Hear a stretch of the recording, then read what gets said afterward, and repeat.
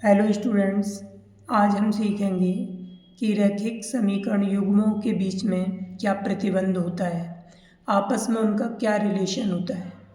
तो हमने जो दो हमारी लीनियर इक्वेशंस हैं वो हमने ले ली a1x plus b1y plus c1 equal to 0। दूसरी इक्वेशन ले ली a2x plus b2y plus c2 equal to 0। ये हमारी इक्वेशन फर्स्ट और ये इक्वेशन सेकंड। तो ये हमारा एक रैखिक युग्म हो गया। अब इस रैखिक युग्म में हम देखेंगे कि इनमें आपस में क्या रिलेशन होता है।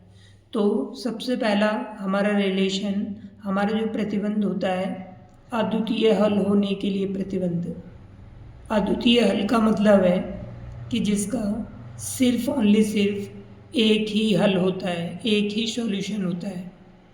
अद्वितीय हल होने के लिए प्रतिबंध। तो अद्वितीय हल का होता है a1/a2 नॉट इक्वल b1/b2। तो ये लाइन से होती हैं, इनका सिर्फ एक ही सॉल्यूशंस आता है। ये हमने बना लिया कार्तीय तल, कार्तीय तल कोऑर्डिनेट प्लेन। तो यहाँ पर हमारी ये फर्स्ट लाइन है और ये सेकंड लाइन है। मान लो ये वाली हमारी फर्स्ट इक्वेशन से बनी है और ये वाली लाइन हमने सपोज कर ली सेकंड से बनी है। तो यहाँ पर एक ही जगह पर ये प्रतिच्छेद करती है, तो इसीलिए इन रेखाओं को हम प्रतिच्छेदी रेखाएं भी बोलते हैं। क्या बोलेंगे इन्हें? प्रतिच्छेदी रेखाएं। और ये भी पूछा जाएगा इनमें कि ये संगत है असंगत। ये एक जगह टच कर रही है, एक ही प्लेस पर टच कर रही है, इसीलिए ये क्या है? संगत। तो ये संगत भी है। तो यहाँ पर हमने देखा ये जो लाइंस हैं इनका अद्वितीय हल, अद्वितीय का मतलब ओनली एक ही सॉल्यूशन होगा, इनका एक ही हल होगा और इसका जैसा कोई दूसरा हल होगा ही नहीं। तो इसीलिए a1/a2 नॉट इक्वल b1/b2। और ये रेखाएं प्रतिच्छेदी रेखाएं होती हैं और इनका हल जो होता है संगत होता है। अब दूसरी लेते हैं हम, कोई हल ना होने के लिए प्रतिबंध, कि इसका कोई भी हल नहीं होगा। तो कोई हल ना होने के लिए प्रतिबंध जो होता है वो होता है a1/a2 बराबर b1/b2 नॉट इक्वल c1/c2। तो इनका कोई सॉल्यूशन नहीं होता। इनका जब कोई सॉल्यूशन नहीं होता तो कोऑर्डिनेट प्लेन पर इनका जो आलेख बनता है, इनका जो ग्राफ बनता है, वो दोनों लाइंस एक दूसरे के पैरेलल होती हैं इस तरह से। ये समांतर रेखाएं। तो ये पूछा जाएगा ये रेखाएं कैसी होंगी? जब इनका कोई हल नहीं होता तो ये रेखाएं समांतर होती हैं, समांतर रेखाएं। और ये कहीं पर टच नहीं कर रही, इनका आपस में कहीं भी अटैचमेंट नहीं है, इसीलिए असंगत, यानी कि ये साथ साथ नहीं है, इसीलिए असंगत कहलाती हैं।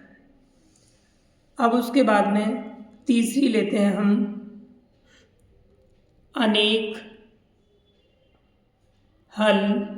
अनेक हल, हम इसे अनंत हल भी कह सकते हैं, होने के लिए प्रतिबंध।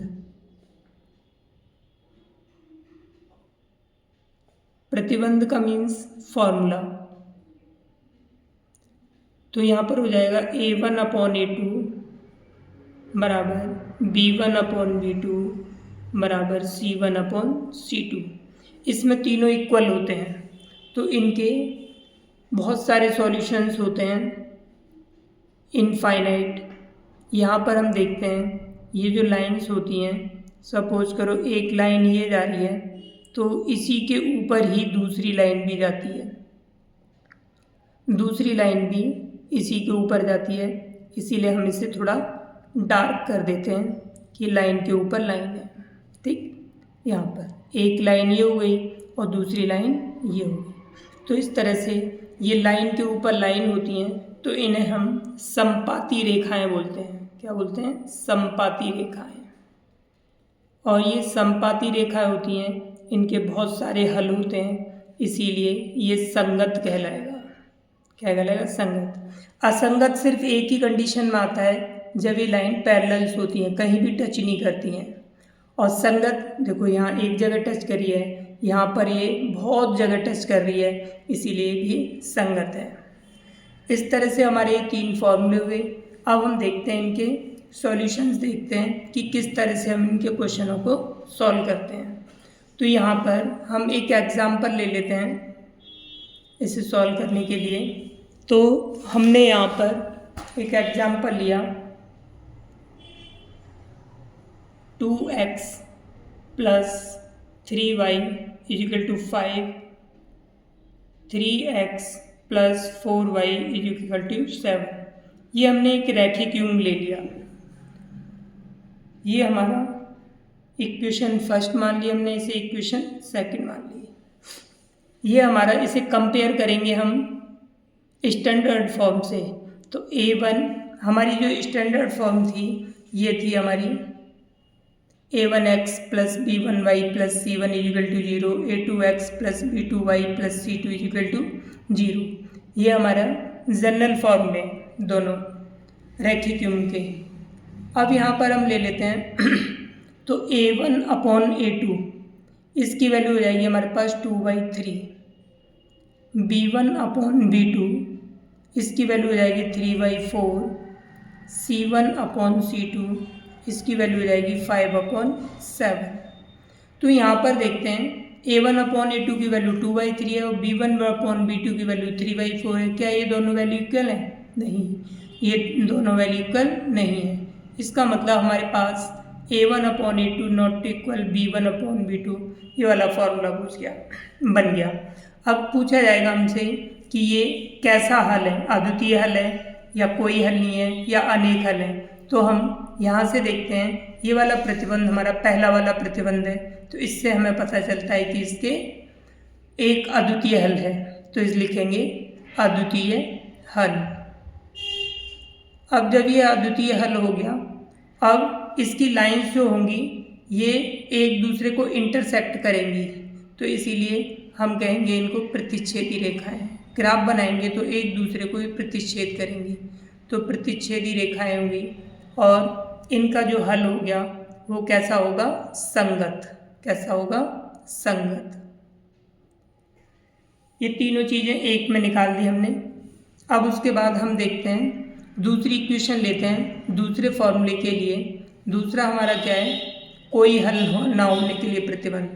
तो इसके लिए हम एक एग्जाम्पल लेते हैं, 2x + 5y = 7, 4x + 10y = 14। ये हमारी इक्वेशन फर्स्ट हो गई और इक्वेशन सेकंड हो गई।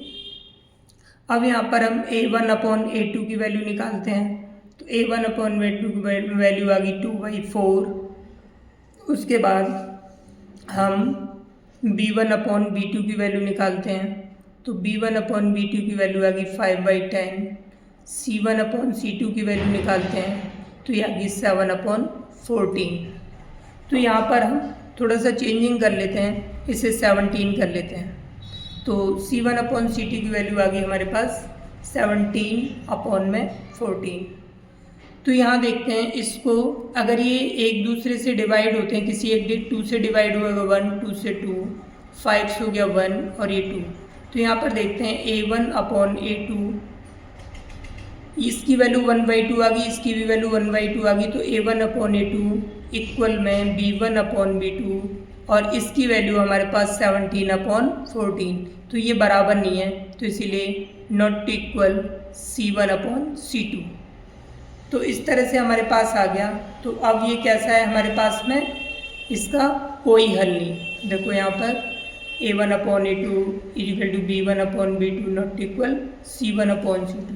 तो इसका कोई हल नहीं है, लिखेंगे हम कोई हल नहीं। अब कोई हल नहीं है, तो ये लाइंस कैसी होंगी? समांतर रेखाएं। कैसी रेखाएं होंगी? समांतर रेखाएं। देख रहे हो, ये रेखाएं समांतर आती हैं। अब उसके बाद कैसा होगा? ये असंगत, क्योंकि कहीं पर ये टच नहीं कर रहा, इसलिए असंगत होगा। अब हमारी तीसरी रह जाती है अनेक हल होने के लिए प्रतिबंध। अनेक हल होने के लिए प्रतिबंध हम करते हैं, तो यहाँ पर हम लिखेंगे अनेक हल होने के लिए प्रतिबंध। तो सबसे पहले इसे करने के लिए हम एग्जाम्पल लेते हैं। 3x + 4y = 10, 6x + 8y = 20। तो हमारी इक्वेशन फर्स्ट हो गई, ये इक्वेशन सेकंड। अब यहाँ पे हम क्या करते हैं?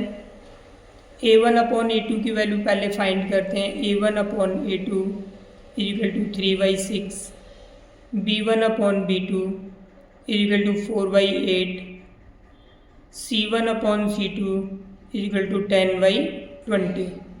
तो हम इसे डिवाइड करेंगे। 3 1 जा 3, 3 2 जा 6, 1/2 आ गई वैल्यू।